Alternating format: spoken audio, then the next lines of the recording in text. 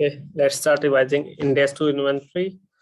सबसे पहले मीनिंग क्या है? सबसे पहले हमने क्या चेक करना है? इन्वेंट्री इज आर एसेट के साथ हमें क्या चेक करना है? उसका control and right to restrict और ओनरशिप उसके पास होनी चाहिए, एंटिटी के पास, and future economic benefit should be received. And what is inventory? It should be held for the purpose of held for sale in ordinary course of business, in process of production of sales and material supply to be consumed as rendering of services for rendering of services और goods और services. Like जो हमारा third part हो गया, ये हमारी आ गई raw material, ये हमारा आ गया WIP, और फर्स्ट वन आ गया हमारा held for sale in ordinary course of business, that is our finished goods. Objective क्या है? Accounting treatment of inventories, that is cost और subsequent accounting, subsequent recognition as an expense, और like we have to do. Scope applicable to all inventories except financial instrument because index 32 and 10 will apply. Biological assets as because index 41 will apply. कि वहां पे जो हमें देखना पड़ेगा कि agriculture till the point of harvest, वहां पे हमें उसको इंडेक्स 41 अप्लाई करना है. उसके बाद we have to apply index 2 then after that.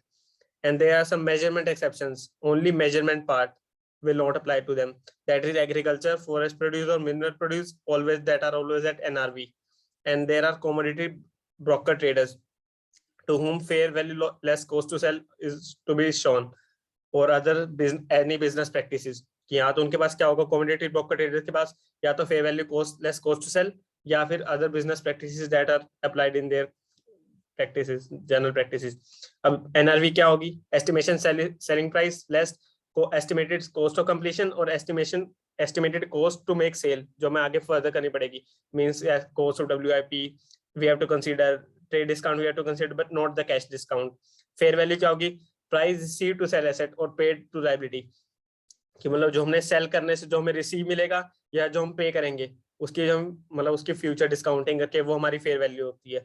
और NRV और फेयर वैल्यू कभी भी इक्वल नहीं होगी, और less fair cost to sell मतलब हो भी, मतलब जरूरी नहीं है कि दोनों इक्वल हो सकते हैं, लेकिन बाय सेम नहीं है. लेकिन और मेजरमेंट हमारा इन्वेंट्री में क्या? लोअर ऑफ कॉस्ट और NRV. अब मेजरमेंट में क्या, किसकी मेजरमेंट करेंगे? सबसे पहले हमें मेजरमेंट करनी है ऑलवेज ऑफ फिनिश गुड्स और WIP फिनिश गुड्स की, ताकि हम उसी के बेस पे हम आगे कर सकते हैं रॉ मटेरियल की वैल्यूएशन. तो फिनिश गुड्स की किसकी होगी? लोअर कॉस्ट और NRV, फिनिश गुड्स और WIP की. तो हमने कॉस्ट के अंदर सबसे पहले क्या? कॉस्ट और NRV एक बार हमने ऊपर कर लिया, लेकिन अब देखते हैं कॉस्ट के. यहाँ पे कॉस्ट में क्या क्या आएगा? 3 एलिमेंट्स आएंगे, परचेज प्राइस, कन्वर्जन कॉस्ट और अदर कॉस्ट. यहाँ पे अब यहाँ पे क्या क्या आएंगे? और इसमें आती है एक कॉस्ट के अंदर एक हम जो इंक्लूड करेंगे, एक जो हम एक्सक्लूड करेंगे. यहाँ पे अब इंक्लूजन में देखते हैं सबसे पहले परचेज प्राइस, कन्वर्जन कॉस्ट और अदर कॉस्ट. परचेज प्राइस के अंदर वो आगे जो जनरल हम cost to purchase item means purchase prices, here purchase prices any taxable that are non recoverable, mean non मतलब उसका मैंने रिफंड नहीं देना. वहाँ पे लास्ट डायरेक्टली एट्रीब्यूटेबल, कि जो मैनेजमेंट का इंटेंडेड यूज है तब तक हम उसको डायरेक्टली जो एट्रीब्यूट कर रहे हैं वहाँ पे, तो वो हम कॉस्ट कैपिटलाइज मतलब अपने अंदर कैपिटलाइज करेंगे परचेज प्राइस के अंदर. नेक्स्ट कन्वर्जन कॉस्ट हमारी क्या होंगी? फर्दर 2 टाइप्स की होंगी यहाँ पे. क्या? लेबर कॉस्ट, लेबर ओवरहेड और प्रोडक्शन ओवरहेड. अब लेबर को तो हम डायरेक्टली वेरिएबल बेसिस पे जो हमें आएंगे हम वो एलोकेट कर देंगे, लेकिन प्रोडक्शन ओवरहेड हमें चेक करने कि वो फिक्स ओवरहेड है या वेरिएबल ओवरहेड. फिक्स ओवरहेड है ऑन दैट के समय वैसे जनरली नॉर्मल कैपेसिटी पे एलोकेट करना है, बट एक्सेप्ट अगर एक्चुअल प्रोडक्शन उनका एक्सीड कर जाए नॉर्मल से, तो हमें एक्चुअल के बेसिस पे उनको एलोकेट करना है. वैसे नॉर्मल बेसिस पे प्रोडक्शन पे जितना मान लो 15,000 नॉर्मल है तो हम उसी पे एलोकेट कर देंगे. लेकिन अगर यहाँ पे एक्चुअल प्रोडक्शन यहाँ से एक्सीड कर जाए, इस केस में 15,000 से 18,000 हो जाए, तो हमें एक्चुअल के बेसिस पे हमें इसको एलोकेट करना पड़ेगा. वेरिएबल ओवरहेड में क्या आ गया कि हमें उसको एक्चुअल पे एलोकेट करना है. अब उसके अंदर क्या जो कॉस्ट थी हमारी यहाँ पे, अदर कॉस्ट यहाँ पे हमारी आ सकती है जो डिपेंड भी कर सकती है, जैसे बोरोइंग कॉस्ट आ गई. अगर इंडेक्स 23 मतलब क्वालिफाइंग एसेट क्वालिफाई कर रहा है उसका क्राइटेरिया, तो we have to capitalise, otherwise not. अब NRV में क्या आएगा? एस्टिमेटेड सेलिंग प्राइस और लेस कॉस्ट टू सेल. और एस्टिमेटेड NRV हमारा बेस्ट एविडेंस होगा, हम जो एस्टिमेशन करेंगे मतलब उसका हमें ये इम्पैक्ट भी लेना जो इंडेक्स 10 का इम्पैक्ट, अगर बाद में अगर हमारी सेल इम्पैक्ट होती है सेलिंग प्राइस, तो उसका हमें 31 मार्च पे इन्वेंट्री वैल्यूएशन में हमें उसका इम्पैक्ट कंसीडर करके रखना है. अगर हमने देखो फिनिश गुड्स और WIP की मेजरमेंट कर ली, अब हम करेंगे रॉ मटेरियल की. अब अगर हम उस पे कॉस्ट पे मेजरमेंट कर रहे हैं तो हम उस पे करेंगे कॉस्ट पे मेजरमेंट. फिनिश गुड्स की अगर मेजरमेंट करें कॉस्ट पे, तो रॉ मटेरियल की भी हम कॉस्ट पे करेंगे. लेकिन अगर फिनिश गुड्स की हम NRV पे कर रहे हैं, तो उस केस में हम रॉ मटेरियल की करेंगे कॉस्ट या replacement cost, which ever is lower. अब यहाँ पे करेंगे मेजरमेंट, अगर NRV कॉस्ट वही आ गया, cost replacement cost we have done. अब यहाँ पे क्या करना है कि जो हमें कॉस्ट में एक्सक्लूजन भी देनी है, वो हमने ये वाला पार्ट इंक्लूजन का कर लिया था यहाँ पे। और अब यहाँ पे हमने क्या करना है एक्सक्लूजन में, एक्सक्लूजन में क्या क्या करेंगे, एबनॉर्मल अमाउंट, स्टोरेज कॉस्ट। लेकिन स्टोरेज कॉस्ट में अगर वो हमारी पार्ट ऑफ प्रोडक्शन के लिए नेसेसरी कॉस्ट है तो that we have to capitalise, but otherwise not. Admin overhead हमें नोट कैपिटलाइज नहीं करना। सेलिंग कॉस्ट में अगर हमें ये चेक करना है कि पैकेजिंग के लिए, पैकेजिंग में, अब पैकेजिंग में भी किसके लिए, प्राइमरी पैकेजिंग है सेकेंडरी के लिए या पब्लिसिटी के लिए, प्राइमरी पैकेजिंग है उसको हम इंक्लूड कर लेंगे अपनी कैलकुलेशन में। लेकिन अगर मतलब होस्ट के अंदर उसका कंसीडर कर लेंगे, लेकिन अगर उसकी सेकेंडरी या पब्लिसिटी के लिए हम कर रहे हैं तो वो एक्सक्लूड कर देंगे। अब सेलिंग कॉस्ट, जैसे इंडेक्स में सेलिंग कॉस्ट गिवन है तो सेलिंग और डिस्ट्रीब्यूशन, यहाँ पे सेलिंग कॉस्ट के अंदर डिस्ट्रीब्यूशन कॉस्ट भी कंसीडर हो जाएगी यहाँ पे। This we have done. अब हमें करना है जॉइंट एलोकेशन करनी है कॉस्ट की, जॉइंट प्रोडक्ट या बाय प्रोडक्ट के अंदर। तो उसके लिए हमें देखना है कि जो आउटकम हमारा क्या है, जॉइंट प्रोडक्ट है या बाय प्रोडक्ट है। अगर हमारा जॉइंट प्रोडक्ट है यहाँ पे तो हमें चेक करना है कि कॉस्ट ऑफ कन्वर्जन है वो सेपरेटली आइडेंटिफाइबल है कि नहीं है, मतलब कॉस्ट को हम सेपरेटली कर सकते हैं नहीं कर सकते। अगर कर सकते हैं तो ठीक है, कॉस्ट ऑफ हम ईच प्रोडक्ट के ले लेंगे और बेस्ड ऑन सेपरेट कॉस्ट जो हमने सेपरेटली इंकर किया है, जो आइडेंटिफाई कर सकते हैं हम, तो उस बेसिस पे हम ले लेंगे। लेकिन अगर हम सेपरेटली आइडेंटिफाई नहीं कर सकते तो उसके हमें टोटल जॉइंट कॉस्ट करके उसको एलोकेट करें सेल्स वैल्यू के अंदर, कंप्लीशन या सेपरेशन पॉइंट ऑफ टाइम पे जो हम चेक करेंगे वहां पे। और हमारी आउटकम क्या आएगा इसमें, total joint product cost minus cell of scrap. अगर स्क्रैप हम सेल करें तो जॉइंट प्रोडक्ट में से हम उसको लेस कर देंगे वहां पे स्क्रैप का। अगर हमारा आउटकम बाय प्रोडक्ट हम उसको ट्रीट कर रहे हैं तो उसके इसमें हमें चेक करना है कि जो हमारा बाय प्रोडक्ट है वेदर दैट इज इमटेरियल और मटेरियल। अगर हमारा इमटेरियल है तो उस केस में उसको क्या करना है, वहां पे हम उसको जॉइंट प्रोडक्ट की कॉस्ट में से लेस कर देंगे, वहां पे रिड्यूस कर देंगे जो मेन प्रोडक्ट है हमारा वहां पे। लेकिन अगर मटेरियल है तो हम उसको same as joint product treat करेंगे, फिर हम आगे वही चेक करेंगे कि उसको सेपरेटली आइडेंटिफाई कर सकते हैं नहीं कर सकते वहां पे, नोट आइडेंटिफाइबल। ये हो गया हमारा यहाँ पे कंसीडर, ये बात done. Now moving to next measurement. Now अब टेक्निक्स हमारी मेजरमेंट की यहाँ पे क्या है, स्टैंडर्ड कॉस्ट मेथड है। यहाँ पे हम सबसे पहले क्या देख रहे हैं, टेक्निक्स। यहाँ पे ये टेक्निक्स स्टैंडर्ड कॉस्ट मेथड है या रिटेल मेथड है।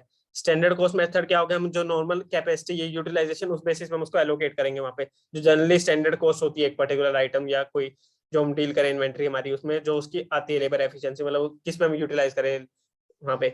और इसको रेगुलरली रिव्यू करना है और हमें रेगुलरली रिव्यू करना है और रिवाइज करते रहना है वहाँ पे जो हमारा एज ऑन डेट होता रहेगा। और हमारी अप्रोक्सीमेशन हम इसको कॉस्ट पे लेके जाना है ताकि हम इस पे हमारी कन्वीनियंस रिजल्ट रहे, मतलब कन्वीनियंट रहे। क्योंकि कई कॉस्ट हम करते हैं कि हम प्रॉपरली नहीं कर पाते, लेकिन स्टैंडर्ड को देख लेते हैं, हाँ ये कॉस्ट हमारी इंकर होती है तो उस बेसिस पे उसको एलोकेट कर देंगे। एक होता है रिटेल मेथड, उस केस में हम क्या करते हैं, वैल्यूएशन ऑफ इन्वेंट्री कैसे करते हैं। एक एक कोई पर्टिकुलर आइटम पे हम मार्जिन वो ले लेते हैं, परसेंटेज मार्जिन। जैसे 10% मार्जिन ले लिया तो जो सेल्स होगी हम उसको रिड्यूस कर लिया, तो मान जिसमें वैल्यू हम सेल करते हैं आगे 10% मार्जिन रिड्यूस कर लिया ग्रोस मार्जिन, तो उस पर हम मेजर कर देंगे। और ये हमारी काम मेथड यूज होता है रिटेल इंडस्ट्री के अंदर, मॉल्स के अंदर जो जो लार्ज में सेल वो करते हैं वहाँ पे।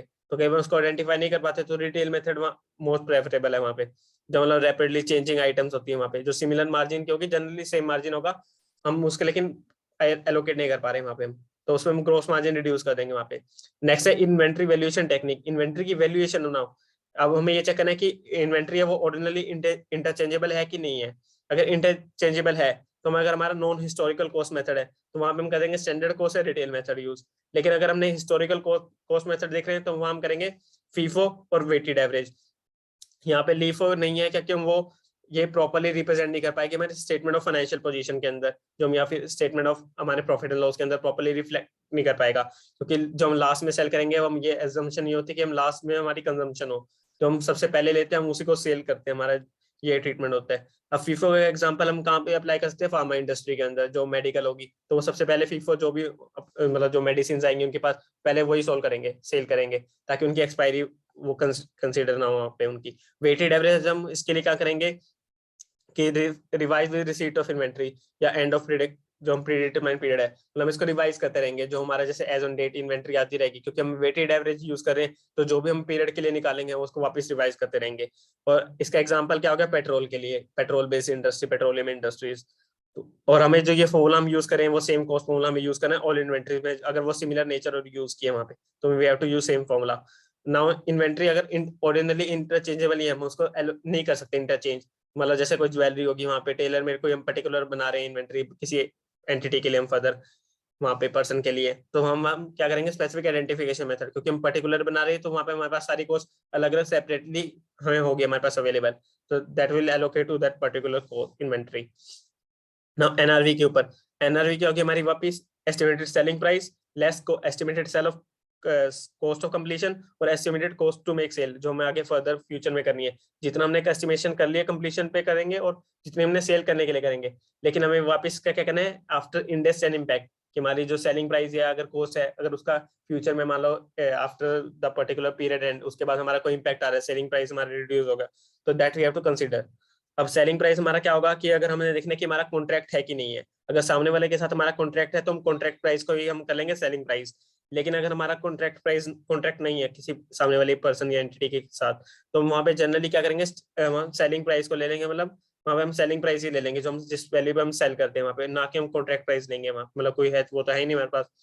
और हम क्या करेंगे सेलिंग प्राइस और फेयर वैल्यू हमारी इक्वल नहीं होती, क्योंकि फेयर वैल्यू हमारी क्या होगी ये हमारी मार्केट बेस्ड टर्म है, और जो सेलिंग प्राइस है वो एंटिटी स्पेसिफिक है, एंटिटी किस वैल्यू पे सेल कर रही है, और वो डिफरेंट हो सकती है कि एंटिटी किस और वैल्यू पे सेल कर रही है, उनका ग्रॉस मार्जिन अलग हो वहाँ पे दैट। और estimation of NRV reliable evidence करता है हमें जो एस्टिमेशन हम कर रहे हैं उसका, takes into consideration fluctuation of cost, means indexation का हमें इंपैक्ट यहाँ पे कंसीडर करके रखना है at the end of period.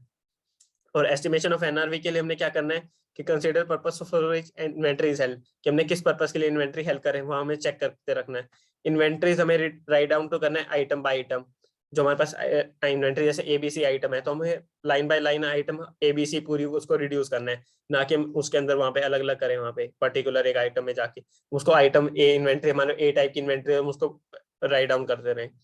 Not appropriate to write down inventory basis of classification of inventory, हम क्लासिफिकेशन के बेसिस पे नहीं करेंगे उसको राइट डाउन उसका कॉस्ट का। और कॉस्ट एनआरवी कंपेयर करेंगे ईच सेपरेटली आइडेंटिफाइड आइटम, जो हम कॉस्ट और एनआरवी का कंपैरिजन करते हैं वहाँ पे, तो सेपरेटली आइडेंटिफाइबल जो हम सेपरेटली कर सकते हैं उन्हीं के हम बीच में करेंगे वहाँ पे, अगर वो सिमिलर बेस पे हम तो उसका ग्रुप बना के वहाँ पे हम कर सकते हैं उसको। Second, writing down of inventories to NRV, हमें क्या मतलब statement of profit and loss के अंदर उसका जो भी राइट डाउन करेंगे हम उसको चार्ज करना है। अब हमें ये चेक करना है कि जो हमारा फिनिश गुड्स है वो हमने सेल किया अबव कॉस्ट पे, अगर हमने अबव कॉस्ट पे सेल किया तो वहाँ पे हम राइट डाउन नहीं करेंगे इन्वेंटरीज का, जो हमारी जो रॉ मटेरियल है वहाँ पे। लेकिन हमारा क्या है जो फिनिश गुड्स हमारी एनआरवी से मतलब कॉस्ट हमारी एक्सीड करी है एनआरवी से, इन दैट केस अब वहाँ पे हमें जो रॉ मटेरियल का है वहाँ पे उसके अंदर हमें इम्पैक्ट लेना पड़ेगा, अगर उसका प्राइस कम होगा तो उसको हमें रिड्यूस करना पड़ेगा, जितना हम रिड्यूस होगा उसको हमने राइट डाउन करना पड़ेगा इन्वेंट्री को रिड्यूस करके, तो that we have to charge in profit and loss. और न्यू असेसमेंट हमें रीअसेसमेंट करनी पड़ेगी सब्सिक्वेंट पीरियड के अंदर, जो भी अगर हमारा इंटरम पीरियड है या हमारा एनुअल पीरियड है जो हमें वो यूज करना पड़ेगा। वो प्रीवियस सर्कमस्टांसेस हमें चेक करने पड़ेंगे अगर एग्जिस्ट कर रहे हैं कि नहीं कर रहे, that we have to check. और क्लियर एविडेंस है कि एनआरवी हमारी इंक्रीज करिए वहाँ पे वापस, मतलब एनआरवी हमारी वापस सेट करिए कोस्ट से, तो हमें उसको वापस राइट डाउन वापस करना पड़ेगा वहाँ पे। अब क्या इन्वेंटरीज को हमें कई बार एक्सपेंस ऑफ भी करना पड़ सकता है in the case COGS when actually wait, अगर हमने कॉस्ट ऑफ गुड्स और जो हमने परचेज प्राइस ओपनिंग इन्वेंटरी थी, हमें जो हमने इन्वेंटरी के लिए हमने परचेज वैल्यू सेल की मतलब जो परचेज किया तो हमें वो as an expense charge off करना पड़ेगा। या अगर हम एनआरबी पे राइट डाउन करें वापस वही हमें प्रॉफिट एंड लॉस में चार्ज करना पड़ेगा एज एन एक्सपेंस। और अगर हम कोई कैपिटलाइजेशन कर रहे हैं प्रॉपर्ट पीपी के अंदर, अगर हम कोई फर्दर सब्सिक्वेंटली हम कर रहे हैं कुछ कैपिटलाइज, तो वहाँ में डेप्रिसिएशन हमें चार्ज करना पड़ेगा, तो हम डेप्रिसिएशन चार्ज करेंगे तो एज एन एक्सपेंस वहाँ पे वो ट्रीट हो जाएगा वहाँ पे। नेक्स्ट स्पेशल केसेस क्या हो गया, trade discount cash discount we have done कि ट्रेड डिस्काउंट को हमने डिडक्ट करना है लेकिन कैश डिस्काउंट को हमने कंसीडर नहीं करना। अब conversion of PP into inventory, अगर हमें अब ये चेक करना है यहाँ पे कि हम पीपी को हम एक सेकेंड ओके एक हमने कर लिया trade discount and cash discount deduction from cost and cash discount we have not to consider, we were covering conversion of PP into inventory. अब इसमें क्या था यहाँ पे अगर हम पीपी सोल्ड करें regularly in after using in ordinary course of business, मतलब इसका एग्जांपल होगी कि जैसे हम कोई प्रॉपर्टी प्लांट पीपी है, जैसे कोई कार हमारी होगी जो हम रेंटल पे देते हैं, उसको हम जनरली किस में लेके जाएंगे इंडिया 16 के अंदर वहाँ पे, अगर उसको रेंटल्स पे दे रहे हैं तो उसके बाद हम क्या करें 3-4-5 ईयर्स के मतलब जो हमारी पॉलिसी बना रखी है उसके बाद हम उसको रेगुलरली सोल्ड करेंगे हमारे कस्टमर्स को एज अ बिजनेस, कि जो हमारी कार हम ले रहे हैं जैसे हमारे बहुत मेजर कस्टमर्स हैं तो हम उनको न्यू कार हमेशा देते रहते हैं वहाँ पे रेंटल्स पे। तो उसके बाद हम अपना उसके बाद हम उसको कर लेंगे कि उसके बाद हम उसको कर लेंगे सोल्ड कर देंगे रेगुलरली कोर्स के अंदर पीपीई को हमारे, तो वो हमारा आ जाएगा वहाँ पे इन्वेंट्री के अंदर मतलब उसको हम क्या करेंगे, रेवेन्यू डिडक्ट करेंगे, क्योंकि अगर इंडेक्स 16 मतलब अगर हम इंडेक्स 16 अप्लाई करते हैं तो उसका अगर कोई सेल पर करते हैं तो उसका जो भी प्रॉफिट एंड लॉस होता है उसको हम इनकम के अंदर चार्ज करते हैं, मतलब प्रॉफिट एंड लॉस के अंदर, लेकिन मतलब उसके अंदर नीचे हम दिखाते हैं इनकम, अदर इनकम में दिखा देंगे, लेकिन ये हमारा रेवेन्यू बन जाएगा वहाँ पे, क्योंकि हमारा एज अ बिजनेस है। तो जो भी हम सेल प्रोसीड सेल करेंगे, जो भी हमारी सेल प्रोसीड्स होंगी जो हम बुक करेंगे वहाँ पे, वही हमारी ग्रोस बेसिस में उसको रेवेन्यू दिखा देंगे।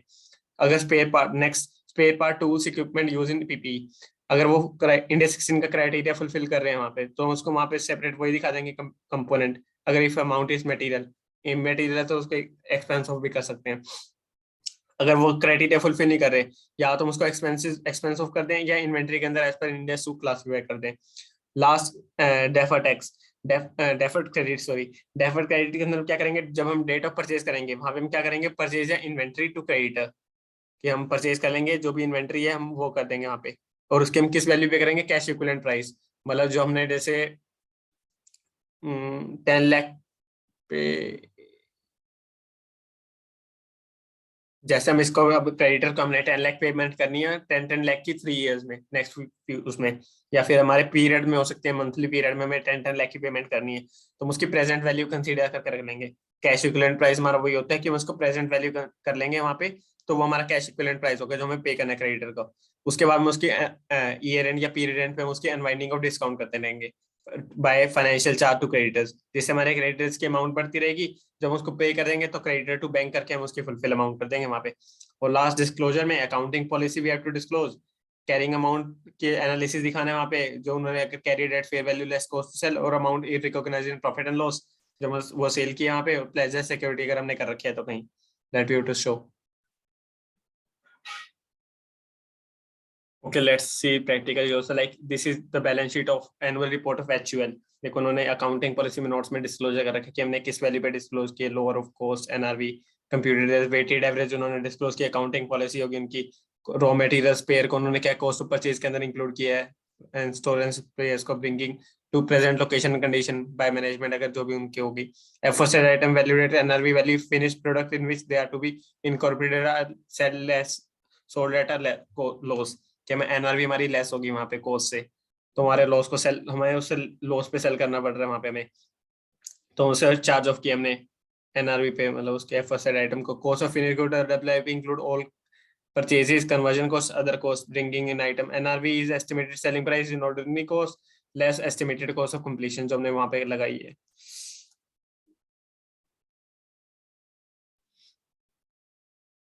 और एक नोट नंबर 11 इन्वेंट्रीज का ये रहा उनके, उन्होंने लिख लिया refer note for accounting policy, raw material की कॉस्ट डिस्क्लोजर कर दी, FB WIP store and spares material amount 89 crores, 89,000 crores they have used in crores, 89 crores. Finished goods include purchase of for resale during, they are including to standalone profit and loss, slow moving inventory, मतलब जो उनका reversal हुआ है उनका वो उन्होंने profit and loss में charge कर दिया उन्होंने, जो भी था। So okay, so that's end of S Index 2, so we have covered all Index part.